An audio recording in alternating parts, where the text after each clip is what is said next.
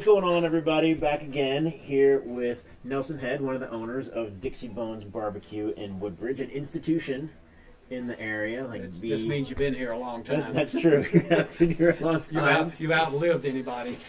Outlasted. Let's go with outlasted. Okay, that sounds outlasted. better. I like outlasted. You outlasted the competition in general for barbecue in the area.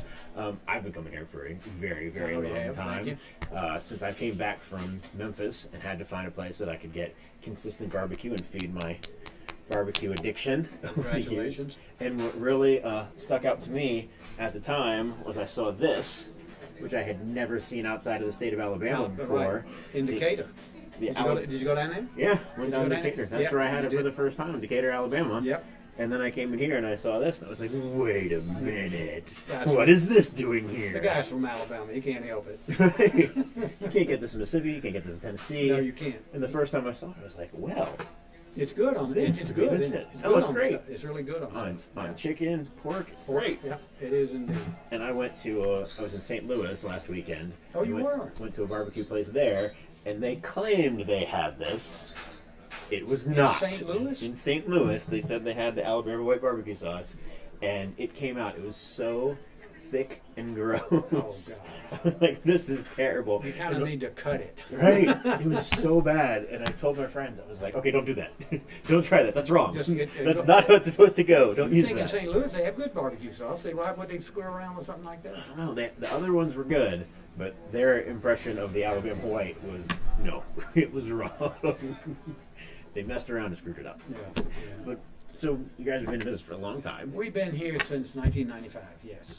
So what was the inspiration to? Well, first place. I was in the. I grew up in Birmingham, and I was in the real estate business, and I moved here in the early '80s in the real estate business. In about 1990, I said, you know, I'm just going broke for about the 33rd time, and I had grown up in the grocery business. My family was in the grocery business, so it was easy for me to figure out how to do food. And I thought, well, at least I can eat and maybe feed my family.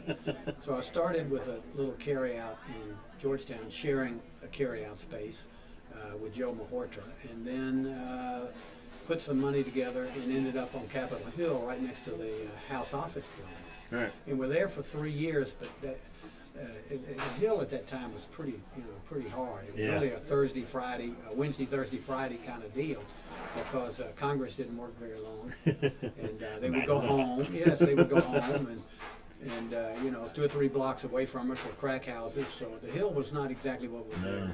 DC in the 80s. In 1995, we moved down here and opened what we really wanted to do, which was a barbecue house, and that's really what we've done. So how did you sort of develop your style of barbecue? Just what I grew up with. Not anything any more complicated than that. My mother had always had the ribs, for instance, are her recipe. And so on special occasions, she'd make my father get outside and smoke things, and then we'd all eat them up, and they were good.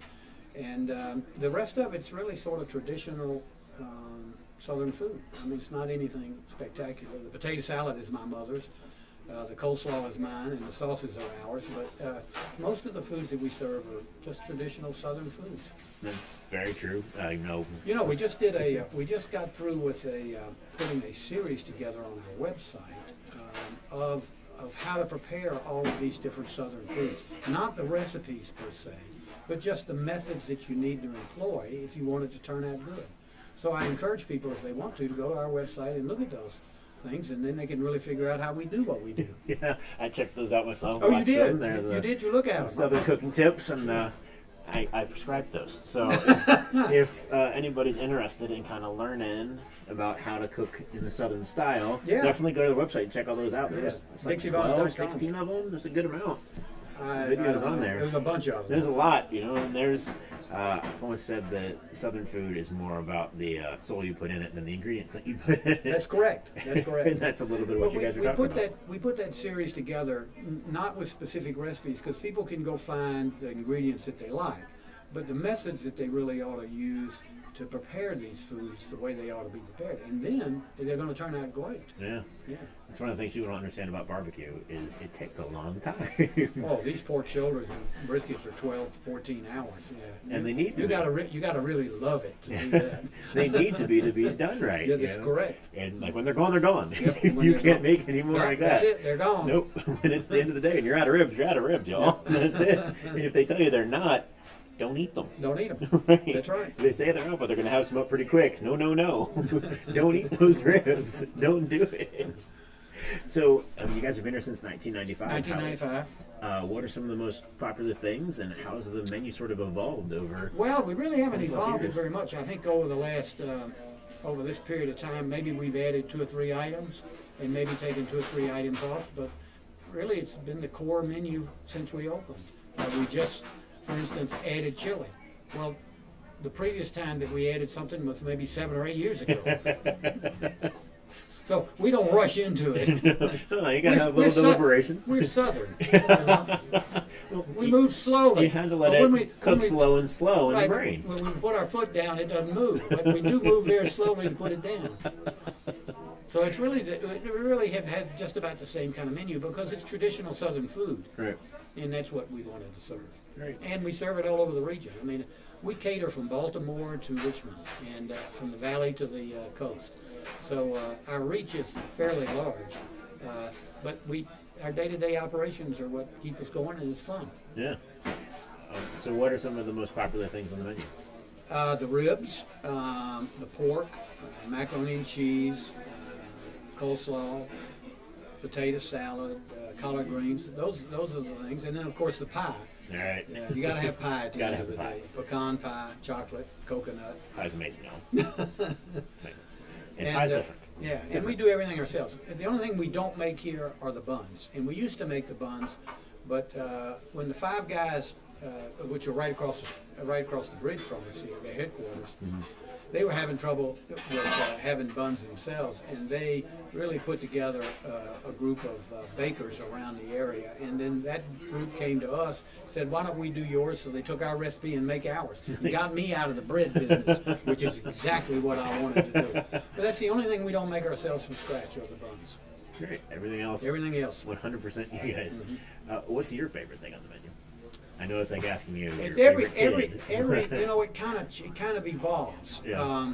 During the winter, I like the baked stuffed potato, where we got these big giant potatoes, and we put the butter and sour cream and cheese, and then top it with barbecue. Yesterday for lunch, I had a Dixie dog, which are our sausage, and I poured some chili over the top of it. Oh, So, yesterday that was my favorite. It kind of evolves. There was a time I lived in Arlington, and our next door neighbor, they had their second kid, and the husband is from North Carolina, and he had told me he hadn't been able to find a barbecue place that he liked, and I knew they were going to be home, so they had their second kid. So I came down here. It was right around my birthday. Oh, you took it to And them? I took them a whole bunch of barbecue. Did they like it? Oh, yes, they did. They were like, "Where is this from?" Like, it says it on the bag, my man. He was like, "Oh, that's actually where it's from. I didn't know." Yeah, where is it? Yeah, we don't do a very good job of advertising when you can't see where it came from.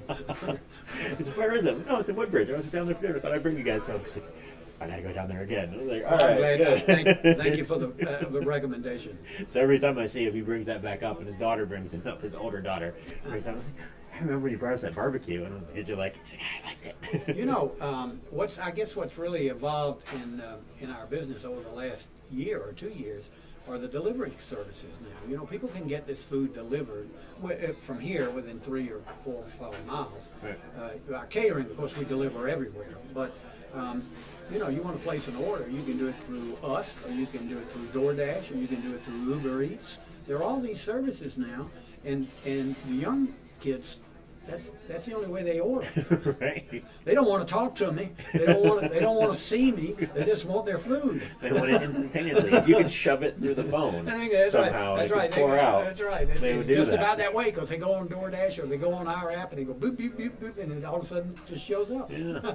I know when I was living in Tennessee, if I could have just pushed a couple I know. buttons and had ribs show up, I would have been a very happy man. So I'd say that, you know, your question about what we've changed, I would say that's probably been the largest change in how people react to us and the delivery of us. I mean, and being able to deliver from here.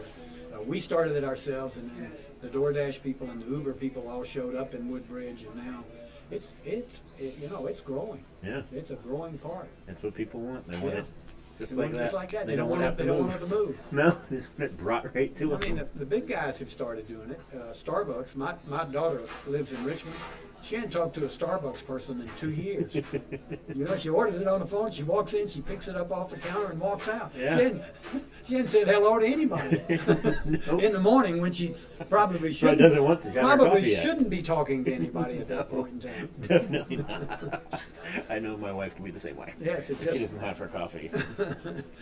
That's Katie. She looks at me. "Eh, my wife's Kate." Oh, is that right? Yeah. That's my daughter too. Yeah. So, you guys have been here since 1995. Uh-huh. You've seen a lot of change in the industry. Yep. If you had advice to give to somebody who's thinking about put up a restaurant, or they just opened up a restaurant, or kind of dealing with the highs and lows, what kind of advice would you give to somebody like that?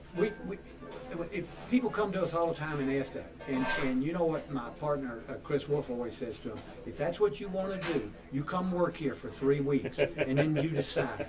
You know, you're going to do the night shift. You're going to do it on the weekends, but if that's what you want to do, come on, we'll let you work here for 3 weeks. And if at the end of that time you really want to open a restaurant, have at it. It's true. It's exactly if you've true. never done that sort of thing. Because it's you're working when everybody else is working, and then you're working when everybody else isn't working. And that's how it works in the restaurant business. Yeah. And I always tell all the restaurant owners that I work with that you're in every industry. There isn't an industry that the restaurant business doesn't touch on. That's right. You got to deal with health. You got to deal with benefits. You got to deal with human resources. You got to deal with travel. You got to deal with food. You got to deal with cleaning. Oh, you got every part of the it. whole 9 yards. Yeah, it really is. But it's a rewarding thing. It is. I've loved it because I love the people who come in and talk. And if you don't really like if you don't really love watching people eat the food that you prepare, then don't do it. Right. Don't do it. But if you do enjoy that, then go ahead and give it a try. But come here for 3 weeks, and then before you spend any money and ruin your marriage and the whole 9 yards, come visit. I think that's probably the best advice I've ever gotten from somebody when I've asked them that question. Because it's 100% true. 100% true. Well, thank you so much for talking to me today. I No, hope thank everybody you very enjoyed much. this. It's great to see you. Like I said, I've been coming here for I a know long you time. have been, and I I've thank you. enjoying it forever. So y'all, if you haven't been, or you haven't been in a while, come down to Dixie Bones and get yourself some barbecue. You're going to enjoy it. That's right. Make sure you get some pie at the end. We look forward to it. Pie is awesome. Thank you much, guys. All right. Thank y'all. We'll see you again soon. Okay.